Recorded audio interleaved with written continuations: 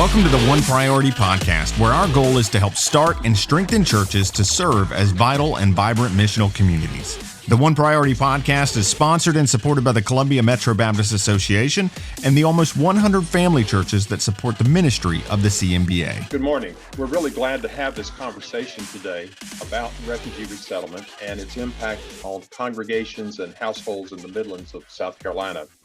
We're glad to have with us Bedjriha from the Director of Lutheran Services here in Refugee Resettlement, and our Ryan Dupree, the International Minister at First Baptist Church, Columbia. And so we just want to move straight into it and ask you, Bedjriha, if you would tell us a little bit about the Lutheran Family Services as it relates to refugee resettlement and how that system works. Well, Lutheran Services Carolinas is one of two resettlement agencies here in the state of South Carolina. We are serving and have been serving refugees in the Midlands since 1992. And we operate our program in affiliation with our national voluntary agency, Lutheran Immigration and Refugee Service, that has a direct cooperative agreement with the federal government to provide resettlement on their behalf. So refugees that we see and serve are refugees that have been fully vetted overseas and are allocated through the U.S. Refugee Admissions Program to Lutheran Services to be served in the state. Right now, we are serving a number of refugee families that had arrived, but also serving Afghans who were part of the evacuation that recently happened. Most of those individuals are special immigrant visa holders, the interpreters, or just people who work with the U.S. military while still in Afghanistan. Sure. Okay. All right. Very good. Well, I think a beginning kind of question that our people may wonder about is, would you define for us what makes a person a refugee? Because there are all kinds of different categories of people and who come into the United States, but there is a special one for refugees. How is that defined? A refugee is someone who is unable to go home. I usually put that in a very shortened version, but according to the Geneva Convention, refugees are individuals who cannot go back home for the fear of persecution. They left their home country because their lives were threatened. They were persecuted for the reason of faith, their beliefs, political orientations, their sexual orientation, and they are just in fear for their life. They usually have to leave their home country, find refuge in the neighboring country, and then seek a permanent solution for their situation, which for a very small number of people, just 1% of about 60 million refugees that are currently out in the world, find a permanent solution in the resettlement to a third country through an organized resettlement program, which the U.S. is one of the largest resettlement programs in the world. Now, I guess I heard that right. Only 1% of 60 million actually are able to be fully resettled somewhere. That is correct. So what happens to those who are not? Well, they remain in those initial refugee camps. And, just to put it in perspective, one of the largest refugee camps was Kakuma camp in Kenya. And it hosted almost 1 million people. Wow. And the situations in those camps, another camp, Thomhin camp in Thailand, where most of the Burmese refugees lived for decades, was situated in a jungle. And just imagine living in those improvised huts there for years and raise families for generations and not just as a short-term period. So they either remain in those refugee camps. If possible, sometimes they are able to stay in the country of the first refuge, like in the usually neighboring country, as long as possible. But very often, those countries do not allow them a permanent stay. So people are very often forced to go back to the home country, even the circumstances are not yet ready for them. And they very often face persecution or death again. Yeah. Wow, that's sad. Well, I know that there's probably not a typical family or household that needs resettlement here in the Midlands of South Carolina, but maybe you can define it. What does a household look like that people might be expected to be the circle of welcome for? They're a family, just like your family. They're a family. We see a different composition in the family. Sometimes it's just the mom and dad and a couple of kids. The size of a family is on average 5, but we see large families as well. We have received a family of 9 recently. Sometimes there is adult children or grandparents involved in the family. But the families that we're currently serving are coming from different parts of the world. They are of a different cultural, religious backgrounds, and they are in need of friends. I understand. Absolutely. Well, Ryan, as international minister at Columbia, you've got your hand on the pulse of a lot of things happening with internationals from in various categories who are coming here that need the unconditional love of God through Jesus Christ and need just the warmth and the welcome that people can provide and need the support and helping them be here. Where are we now in Columbia Metro? What are some of our churches doing or have been doing over the years in this whole area? Well, I know I only know of a couple of churches besides, well, us at First Baptist, and then I know Columbia Crossroads has helped in the past with refugee resettlement and have done a good job. They've provided ESL classes, and I know they've put together some good teams in helping these families and sometimes single adults that they've sponsored assimilate here in the Columbia area. I know churches like Shandon who are interested in helping are currently going out to where the refugees live and just, helping them with things, giving them things that they need, helping the apartment complex clean up their yards so that the kids are out there playing. The playground is in good use. Those kind of things, I know some of our churches are actively involved in and ministering to these refugees and helping them while they're here. Okay. Bedjriha, what kind of things do these households specifically need as they're coming in, maybe in the first 30, 60, 90 days, that kind of thing that churches need to build the capacity for? Well, as you may imagine, the family comes with nothing, only the luggage that they can carry with them. And they left everything behind. So if you may imagine putting yourself in their shoe and setting up a home in a new place, new world, we need, first of all, affordable housing. We know that we currently live in a housing crisis nationwide. So finding affordable housing, then we as an agency can reach out to. We only need information, about affordable housing. Then we can reach out to the management and set it up. What we need from the congregations is information about that, but then we also need them to collect furniture to set up that house, that apartment to be home, like with everything that makes it a home, household items, furniture, whatnot. Stock up a pantry with culturally appropriate food. That's a thing, culturally appropriate food. Yes. We know that Some people really don't enjoy canned um, goodies. Um, we need teams to be ready to help us with the transporting clients to appointments, um,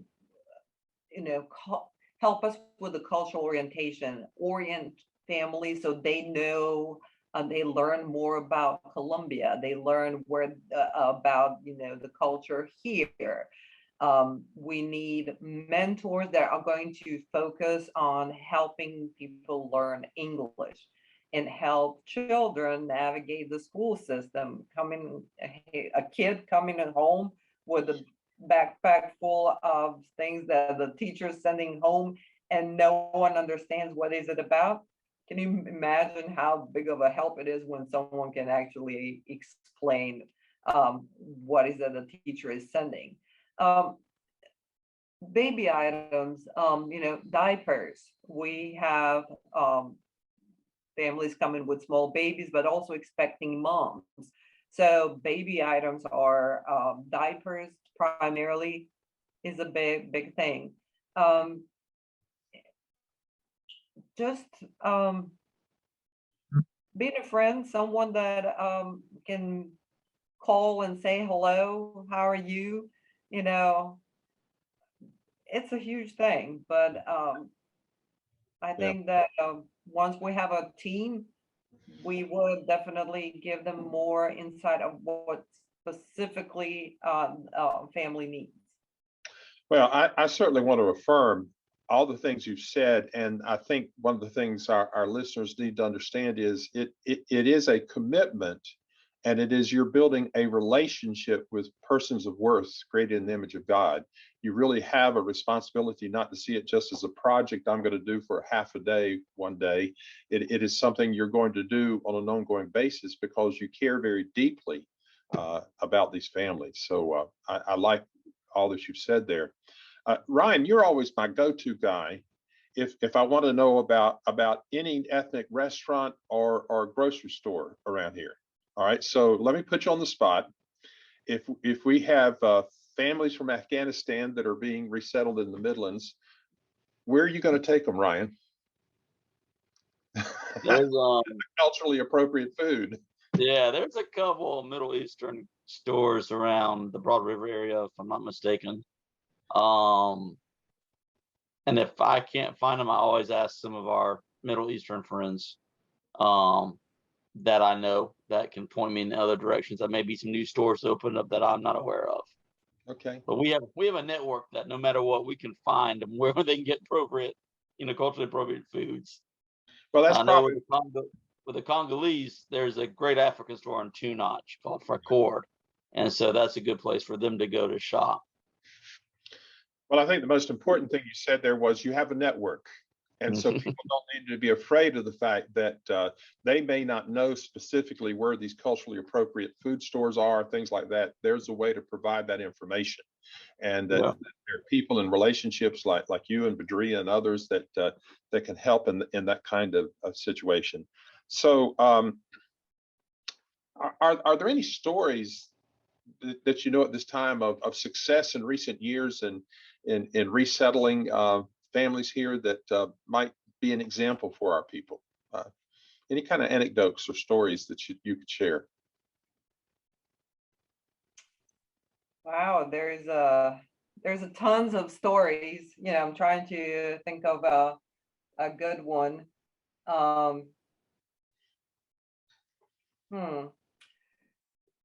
Well, I'm going to give you a quick story. Some years ago, we have been resettling Somali Bantu. And at that time, about 64 churches in the Midlands stepped in to partner with us to help those families. And it was great effort. Somali Bantu came as, most of them illiterate in their own language. Not very many came with skills because they mostly worked land. So it was a pretty tough population to work with. But with the support of the local churches and the work that we had put in with those families, mostly because of the support we got from the circles of welcome, it became a success. So I walked into a store, I think it was a Home Depot, and I heard someone calling my name. And here comes this man rushing and calling me, and he's like, Miss Bedjriha. And I recognized Hussein. He was one among the first families that arrived, had a wife and 5 children. And I was so excited to see him because it's been about 3 years I haven't seen him, and asking me how's he doing, and he's saying like, I'm doing great, we're doing great. So you work here? I said, yes, this is my 2nd job. He also has another job. I said, well, that's great. How's your wife? And he's like, my wife is good. She drives the car. I'm like, oh, wow. She drives. That was unbelievable for a Somali Bantu woman to drive a car. And his son was enrolled at Midlands Tech at that time, after only 3 years being in the US. About that. That's good. And he also said, we are buying a house. 3 years. To me, it just reinforced once again why I'm doing this job. So I love doing it. But it is possible because of the support that we're getting. Well, that is wonderful, and I know that it's got to be a ministry position with such great benefits in the sense of how you are able to help families, and you see their growth and and you're nurturing them, and you know, when you see someone like that you know remembers you after 3 years, you realize, you know, I've touched their lives enough that it's deep in their minds and their hearts in terms of what happens. Bedjriha, do you have any idea about how many households we might be expecting to be resettled here in the next year or so in the Midlands? Well, when we speak numbers, we usually speak a number of individuals. Okay. So we are looking to resettle about 200 Afghan evacuees, the special immigrant visa holders. And that has already started happening since the program started in October 1st, like this past October. We had seen 30 that arrived, individuals. And we also are expecting to see about 250 refugees from different parts of the world to come in this year. So it's a good number of people just for the Midlands. And we would love to be able to match families with the circles of welcome. Well, if you've already had 30, have you been able to provide a circle of welcome for each of those to this point? We have, and I'm so proud of that. Every family that arrived is matched with a circle of welcome. Good. And it's a beautiful thing. Well, that's great. So 200 individuals, so we may need 40 or 50 circles of welcome, maybe next year and a half, 2 years, something like that. Yes. Yeah. So Ryan, how many of our Columbia Metro Baptist churches does that mean that we need to be inspiring, hopefully, and that they would be create a circle of welcome? All of them. 98 churches. I think we could do a good bit of that. I mean, I know we're involved. If Shannon jumps in, Columbia Crossroads continues. You know, churches like St. Andrews has a history. They helped with the Somalis. So, you know, if they were willing to form a team as well, right? I think right there we could probably take a few. But I at least half our churches, I think, if they jumped into this and committed to this, helping these people as they come, I believe we can can at least take care of about 100 of those people, maybe. Well, that would be Um, great. That Well, would be. well, one of the questions that came up, Ryan, as you know, yesterday is the one that of our 98 churches, though, more than half of them have less than 80 to 85 in attendance. And so they're smaller membership churches. And can churches go together and form a circle of welcome, or do they need to be all from one church? Oh, they can team up. 3 or 4 small churches can easily team up and pull together 8 to 10 people out of those 3 churches to be a circle welcome. That's no issue. They can definitely do that. Well, Bedjriha, we've talked in the concept of circle of welcome, but can you get a little more specific about what the circle of welcome needs to have the capacity to do, and how they can get the information and training they need in order to be a circle of welcome? Absolutely. The first, what needs to happen is just initial inquiry. If this is the first step, we're sending the information about the opportunity. So if we have interested persons within a church, they can reach out to us, and just to get this initial information about how to get involved in serving refugees. We can provide that, and they can go back to the church and share, and just put together a small team of 8 to 10 people. That's what Ryan mentioned, 8 to 10 people, but it can start off with a smaller team and then gradually build on. After that is done, and they get back with us, we start the process with the application and the background checks. We have to conduct that on at least leaders of the team. And then we set up a circle of welcome training. So that's when we go into details about what does it take, what does the need. And then once that is completed, we also hear the volunteers out. We don't ask the circle of welcome members to necessarily assist in every aspect of the services that we provide, which is the case management, connecting people with the core services, housing, medical care, education, connecting to social services. But they can say, the only thing that we want to do and we are comfortable doing is get together a team of tutors who are going to offer English classes and help with homework. Or we can have a team that is going to offer transportation, and we're going to set up an apartment.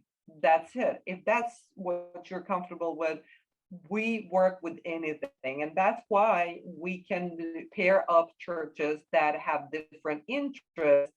And that's how we get the whole, service available for our clients. So this initial inquiry, form a team, we'll do a background check, start the training and orientation, select what services you're comfortable with, and then we're going to pair the team up with the refugee family. And then when we are getting ready for the arrival and the provision of services, once that initial thing is done, the ongoing support becomes a friendship. And the goal of the circle of welcome is that long-term friendship. Yeah, that's good. That's good. A trivia question that occurred to me while you were speaking about some of those details. How much notice do we typically have when a household is going to be arriving in Colombia? Well, it is different for the, we currently work with the Afghan evacuees. Mm-hmm.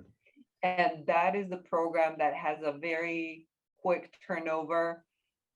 Sometimes we receive only 2 days notice of their travel. We're currently working with the Afghans who are at the military bases here in the US right now, where they're processed And they've been at those military bases ever since the evacuation was completed. So it's been some time and the families need to be getting out. So it may be a very short notice of arrival. And that's why we need help. And those teams to be ready to jump on it. Good. In the normal times, we usually receive at least 2 weeks notice for the travel. Okay. All right. Makes sense.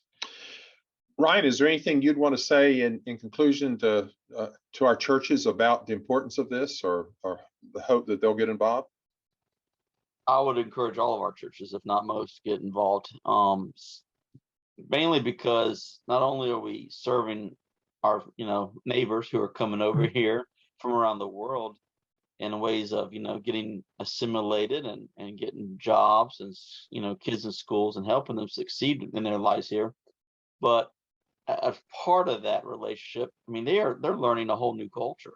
They're really broadening their global worldview, you could say, and seeing through see the world through the eyes of others. And it just would benefit our churches to really get to know people from around the world, because it just really, I think, would really push us to do what we need to do, as Christians, show hospitality and love on people, right? And so I would just really encourage strongly that our churches take advantage of this opportunity as people are coming over here, that we engage with them. Well, thank you, because I believe that very strongly. I believe that there is the opportunity, open doors for people to come to our country, and it provides an opportunity for them for us to demonstrate that we really do have a sense of the unconditional love of God through Jesus Christ to them in a way that we couldn't do in large numbers except by going to their countries. And so therefore, this is the opportunity to show that we really do have that love and that we really do have that sense of compassion. Bedjriha, anything else that you'd want to share before we conclude our time together? No, I really appreciate the time and opportunity to share about the Refugee Resettlement of Lutheran Services Carolinas, and I'm hoping that we're going to be hearing from more churches. I have to thank the South Carolina Baptist Convention for the opportunity for me to share last month. Out of that meeting, I already have an opportunity to talk to the Kershaw Baptist Association, Lexington Baptist Association, and Metro Baptist Association. So also we are opening program in Charleston and in Greenville. So any churches that would be interested, they can reach out to us, or they can reach out to Charleston Missions if that is the way they want to go about to get involved. Sure. So thank you again, and hope to see you soon on a circle. Well, sounds great. Thank you all both very much today. And to all of our listeners, thank you for joining with us, and please be sure to check out the show notes for more detailed information about today's show. Also, if you found this podcast helpful for you and your ministry, share it with others so we can get the word out about what God is doing. Until next time, from all of us, we thank you for listening and urge you to share this podcast with everyone you know. It's the good news about the good news in the Columbia Metro Baptist Association.